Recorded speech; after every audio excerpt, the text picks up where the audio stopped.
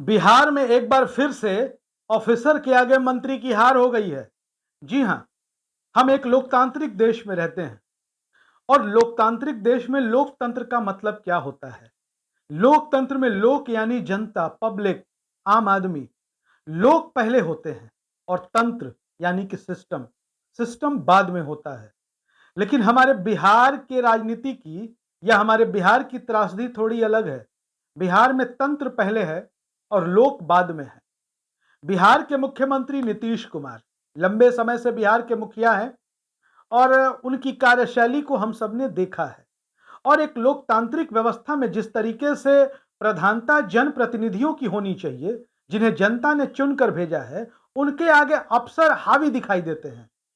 बिहार में अगर हम बिहार की चीजों को समझें, बिहार के सिस्टम को समझें, तो यहां अधिकारी हावी रहते हैं और जनप्रतिनिधि जो है वो पीछे होते हैं। एक परिपक्व लोकतंत्र के लिए कतई उचित नहीं है। नीतीश कुमार बिहार के लिए अच्छे सीएम हो सकते हैं, बहुत काम उन्होंने किए होंगे, लेकिन नीतीश कुमार की अगर आलोचना होती है सबसे ज्यादा तो अफसरशाही के हावी रहने की वजह से। के पाठक और प्रोफेसर चंद्रशेखर का प्रकरण हम सबने देखा था। अब एक बात बताइए कि के पाठक शिक्षा विभाग के अपर मुख्य सचिव और प्रोफेसर चंद्रशेखर दोनों के बीच विवाद की खबरें आती हैं और विवाद की खबरों के बीच यह भी आता है कि मुख्यमंत्री नीतीश कुमार इसके बीच में पड़ते हैं, समझौता कराते हैं। लेकिन समझौते के बाद क्या होता है? जो जंग शुरू हुई थी, जो जंग छिड़ी थी प्रोफेसर चंद्रशेखर और के पाठक के बीच, अचानक से बिहार सरकार की ओर से एक अधिसूचना जारी हो जाती है और जिसमें यह बताया जाता है कि जो मंत्रियों के प्राइवेट पीए होंगे, अब वो विभागीय मामलों में पत्राचार नहीं कर सकेंगे। अब एक तरीके से पर कतर दिया गया। हालांकि ऐसा नहीं कि विशेष रूप से सिर्फ शिक्षा विभाग के प्राइवेट पीए का के लिए यह फैसला आया था, लेकिन उसके पीछे कहीं ना कहीं यही मामला था। नीतीश कुमार की सरकार में वो नजारा देखने को मिला, वो दृश्य एक बार फिर से देखने को मिला, जब लोकशाही में लोगों के, जनता के चुने हुए प्रतिनिधि की हार हो जाती है और नीतीश कुमार के अफसर जीत जाते हैं। उसके बाद अशोक चौधरी का यह प्रकरण सामने आता है। उसके बाद तो इन आशंकाओं को और बल मिल जाता है कि नीतीश कुमार की सरकार में मंत्रियों का कोई, हम कह सकते हैं कि कोई हैसियत नहीं है। ये शब्द आपके लिए भारी हो सकते हैं, हमारे लिए कड़वे हो सकते हैं, लेकिन यही सच्चाई है कि नीतीश कुमार के राज में, नीतीश कुमार के शासन में मंत्रियों की कोई हैसियत नहीं है। अशोक चौधरी का वो दृश्य आपने देखा होगा, जमुई का वो वीडियो काफी वायरल हुआ, चर्चित हुआ।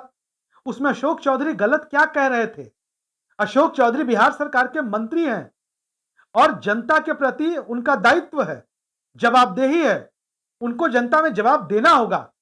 और जमुई के प्रभारी मंत्री के तौर पर जब उनके पास लगातार शिकायतें आ रही थी सीओ अरविंद कुमार के खिलाफ, और जब जनता के शिकायत पर उन्होंने सीओ की क्लास लगाई और बड़े ढंग से लगाई, कानूनी तरीके से लगाई, कानून सम्मत तरीके से ही उन्होंने सीओ की क्लास लगाई।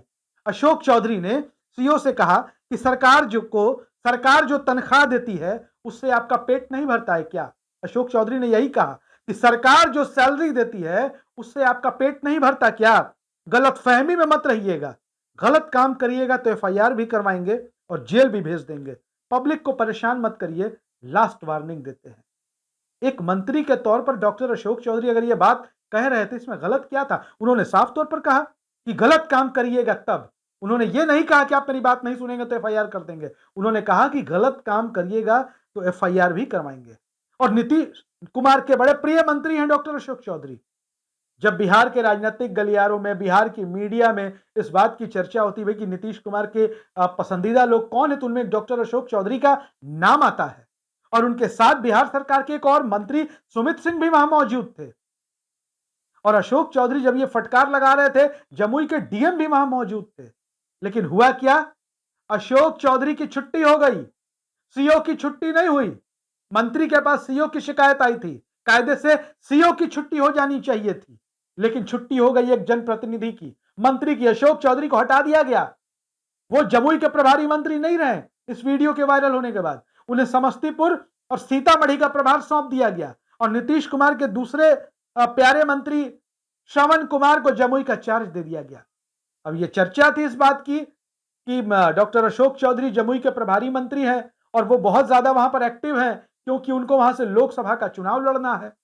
अब लोकसभा चुनाव लड़ने की बात कौन कहे, लोकसभा चुनाव लड़ना तो दिल्ली दूर, अशोक चौधरी को तो हटा दिया गया प्रभारी मंत्री के तौर पर ही। ऐसा लगता है कि एक बार फिर से लोक हार गया, तंत्र जीत गया। और ऐसा होना बिहार क्या किसी भी परिपक्व लोकतांत्रिक व्यवस्था के लिए कतई उचित नहीं है। और आप समझिए कि जिस तरीके से आपको हम एक उदाहरण देते हैं, आप किसी सरकारी कर्मचारी या अधिकारी के पास अपने किसी काम को लेकर जाइए और आप किसी चुने हुए जनप्रतिनिधि के पास जाइए अपने काम को लेकर, काम हो ना हो जनप्रतिनिधि आपके लिए कोशिश जरूर करेगा। संभव है कि आपके मन में यह छवि बनी हो कि जनप्रतिनिधि भ्रष्ट हो, भ्रष्ट कोई भी हो सकता है, भ्रष्ट अधिकारी भी हो सकता है, जनप्रतिनिधि भी हो सकता है, भ्रष्ट पत्रकार भी हो सकता है, भ्रष्ट हम और आप भी हो सकते हैं। और ऐसी स्थिति में आपकी बात अगर कोई सुनेगा तो जनप्रतिनिधि सुनेगा। सरकारी कार्यालयों में जाइए, क्या स्थिति है, लोगों के साथ कैसा व्यवहार होता है, किसी से छिपा हुआ है क्या। और अशोक चौधरी, पहले प्रोफेसर चंद्रशेखर और फिर अशोक चौधरी, दो मंत्रियों के साथ जो घटनाएं सामने हुई वो नीतीश कुमार की आलोचना के लिए हम सबको मजबूर करता है। और एक लोकतांत्रिक व्यवस्था में इस तरीके का आचरण और इस तरीके का रवैया कितना उचित है, अपनी राय जरूर लिखिएगा। वीडियो अच्छा लगे शेयर करिएगा। धन्यवाद।